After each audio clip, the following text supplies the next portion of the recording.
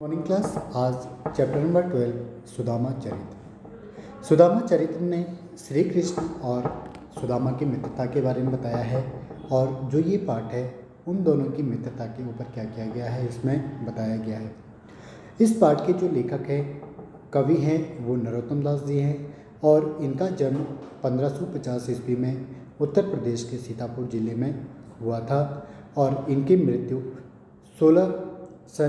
1605 ईस्वी में इनकी क्या हुई थी, मृत्यु हुई थी। तो जो नरोत्तम दास जी हैं, नरोत्तम दास जी ने इस कविता के माध्यम से मित्रता के आदर्श पर क्या किया है, प्रकाश डाला है कि एक धनवान के साथ गरीब की मित्रता भी क्या रह सकती है, कायम रह सकती है। अतः मित्रता में जीवन स्तर का अंतर नहीं देखा जा सकता है। तो आइए पाठ करते हैं स्टार्ट। सबसे पहले है फर्स्ट जो पैराग्राफ है, शीश पगा न जगह तन पे प्रभु, जाने को आई बसे कही ग्रामा, धोती फटी सी लटी दुपटी, अरुपाई उपाहन को नहीं सामा, द्वार खड़ो द्विज दुर्लभ एक, रमयो चकिसो वसुधा अभिरामा, पूछत दीन दयाल को धामत, बतावत अपनो नाम सुधामा। तो जो ये काव्यांश है ये हमारी पाठ्य पुस्तक बसंत भाग 3 के नरोत्तम दास जी के द्वारा संकलित काव्य सुदामा चरित्र से क्या किया गया है, लिया गया है। और इसमें श्री कृष्ण के बचपन के मित्र सुदामा अपनी पत्नी के आग्रह पर कुछ आर्थिक सहायता पाने की आस में उनकी नगरी द्वारिका क्या जाते हैं, पैदल जाते हैं और यहीं पर कवि ने उस समय का दृश्य का क्या किया गया है, वर्णन किया गया है। तो इसमें है शीश पगा न जगह तन पे प्रभु। तो जो श्री कृष्ण जब द्वार पर महल के सामने खड़े हो जाते हैं तब द्वारपाल ने महल के अंदर जाकर श्री कृष्ण को क्या बताया कि हे प्रभु, बाहर एक व्यक्ति खड़ा हुआ है जिसके सर पर न तो क्या है पगड़ी है और न शरीर पर क्या है कोई भी कुर्ता है, न तो उसके पैरों में एक फटी सी धोती उसने क्या कर रखी है, धोती फटी सी लटी दुपटी, उपाहन को नहीं सामा, एक छोटी फटी हुई धोती उसने पहन रखी है और पाँवों पर क्या नहीं है, चप्पल के जूतों के निशान भी नहीं है। द्वार खड़ो द्विज एक दुर्लभ, रहो चकिसो वसुधा अभिरामा। और द्वारपाल आगे कहता है कि वो दरवाजे पर क्या हुआ है, खड़ा हुआ है। गरीब ब्राह्मण हैरान होकर जो द्वारिकापुरी का महल है उसके सौंदर्य को वो क्या कर रहा है, निहार रहा है। और पूछत दीन दयाल को धाम, बतावत अपनो नाम सुधामा। और अपना नाम क्या बता रहा है, आपके महल के बारे में बता रहा है, अर्थात आपके निवास स्थान के बारे में पूछ रहा है और अपना नाम क्या बता रहा है, सुदामा बता रहा है। तो इस तरीके से श्री कृष्ण जब द्वारिका पहुंचते हैं तो द्वारपाल द्वारिका के गेट पर जब वो पहुंचता है तो द्वारपाल उससे परिचय पूछता है। तो द्वारपाल अंदर जाकर श्री कृष्ण से कहता है कि बाहर एक बूढ़ा ब्राह्मण खड़ा हुआ है जिसके सर पे न तो पगड़ी है न शरीर पर क्या है कोई भी कुर्ता है, न जाने वो कहाँ से आया है और किस ग्राम से आया है। उसने फटी हुई धोती पहनी हुई है और पाँव पर क्या नहीं है, जूतों के भी निशान नहीं है। बाहर खड़ा होकर वो द्वारिका के सौंदर्य को वो क्या कर रहा है, निहार रहा है और आपके महल के बारे में वो क्या कर रहा है, पूछ रहा है और अपना नाम क्या बता रहा है, सुदामा बता रहा है। तो सेकंड है इसमें, ऐसे बेहाल विवाहिनी जो, पग कंठक जाल लगे पुनि जोही, हाई महादुख पायो सखा तुम, आए इते न किते दिन कोई, देखी सुदामा की दीन दशा, करुणा करिके करुणा निधि रोई, हाथ परात को छूयो नहीं, नैनन के जल सो पग धोई। अब यहाँ पर जब श्री कृष्ण ने देखा कि श्री कृष्ण ने सुदामा के विषय में सुनकर दौड़कर वो बाहर आते हैं तथा सुदामा को क्या देखते हैं, वो बेहाल देखते हैं। सुदामा के बेवाइन होता है कि कांटों से भरे हुए क्या हुए थे, वो पैर हुए थे और अपने मित्र से पूछता है कि हे मित्र, आप इतने दिन कहाँ थे? जब आप इतना कष्ट भोग रहे थे तो इतने दिन कहाँ थे? तो उनके दुखों से श्री कृष्ण की आंखों में क्या आ गया? पानी आ गया, आंसू बह गए। और उन्होंने जो परात पैरों को धोने के लिए लेके आ रखे थे, तो उन्होंने उस पानी को हाथ लगाए बिना अपने ही आंसुओं से उनके क्या कर दिए थे? पैर धो दिए थे। कछु भाभी हमको दियो सो तुम काहे न देते, चापी पोटरी कांख में रहे कहो के ही हेतु, आगे चना गुरु माता दिए ते लय तुम चाबी हमें नहीं दीने। श्याम कहो मुस्काई सुदामा सो चोरी की बान में हो जो प्रवीणे, पोटरी कांख में चापी रहे तुम खोलत नाई सुधा रस भीने, पाचिल बानी अजो न तजो तुम तेसे ही भाभी के कंदुल की हैं। अब यहाँ पे श्री कृष्ण कहते हैं कि भाभी ने मेरे लिए क्या नहीं भेजा है? कोई उपहार नहीं भेजा है। तो जो उपहार भाभी ने मेरे लिए भेजा है वो उपहार क्या दे दो मुझे, क्यों नहीं देते हो? मेरे लिए लाई पोटली को बगल में क्यों छिपा कर रखे हो? ठीक है, कृष्ण उस पर क्या मारते हुए, ताना मारते हुए, यानी कि उन पर मजाक बनाते हुए कहते हैं कि जैसे बचपन में गुरु माता ने हमारे लिए चने दिए थे तो वो चने आपने खुद खा लिए थे, मुझे नहीं दिए थे, वैसे ही गुरु भाभी ने उनके लिए जो तोहफा उन्हें भेजा है तो आप उन्हें क्यों नहीं मुझे दे देते हो? क्या वह चोरी करने में कुशल हो गए? कृष्ण जी कहते हैं कि वह क्यों पोटली छिपा रहे हैं, उसे निकाल कर क्यों नहीं दे देते हैं? उसमें से कितनी सुगंधित अमृत की क्या आ रही है, खुशबू आ रही है। तब श्री कृष्ण कहते हैं कि आपकी पिछली आदतें क्या नहीं हुई, छूटी नहीं है। जो भाभी ने मेरे द्वारा तोहफा भेज रखा है उस तुम क्या कर रहे हैं? छुपा रहे हैं।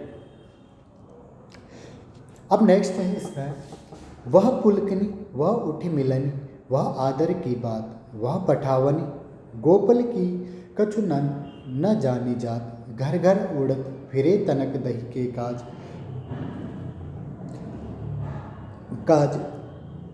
अब कहिए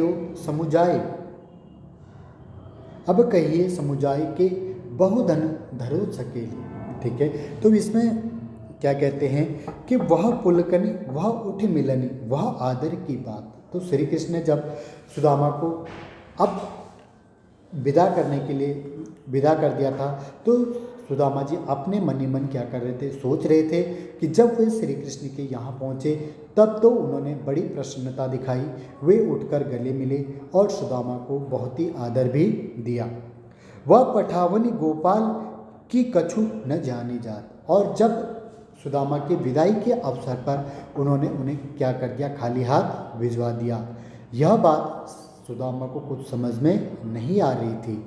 वास्तव में कृष्ण ने सुदामा को उनके 2 मुट्ठी चावल से ही 2 लोगों की धन दौलत उन्हें क्या कर दी थी? दे दी थी। तो यहाँ पर प्रत्यक्ष रूप से श्री कृष्ण ने सुदामा को कुछ नहीं दिया, पर अप्रत्यक्ष रूप से उन्हें 2 लोगों की धन और दौलत उनको क्या कर दी थी? दे दी थी, जिससे सुदामा बिल्कुल क्या थे? अनजान थे। उस चीज़ के बारे में क्या नहीं था? सुदामा को कोई भी मालूम नहीं था।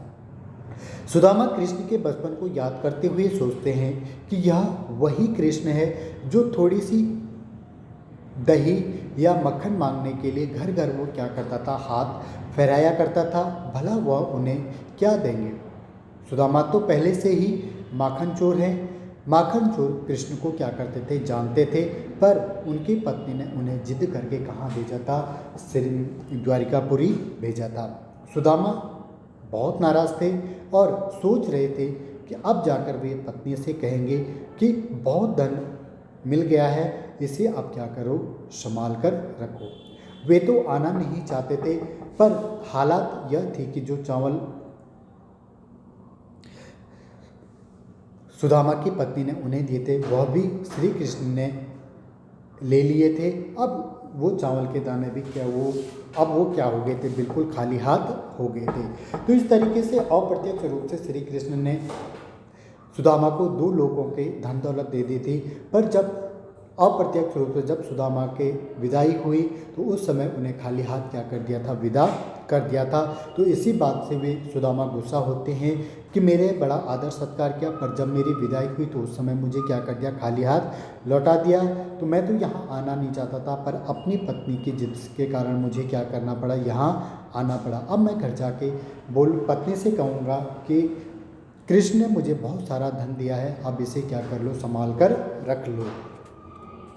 नेक्स्ट टॉपिक है, वैसो ही राज समाज बने गज, बाजी घने मन संबरक छायो, केदि परयो कहु मारक भूली, के फेरी में अब द्वारका आयो, भवन बिलोकवे को मन लोचत, सोचत ही सब गांव मंझायो,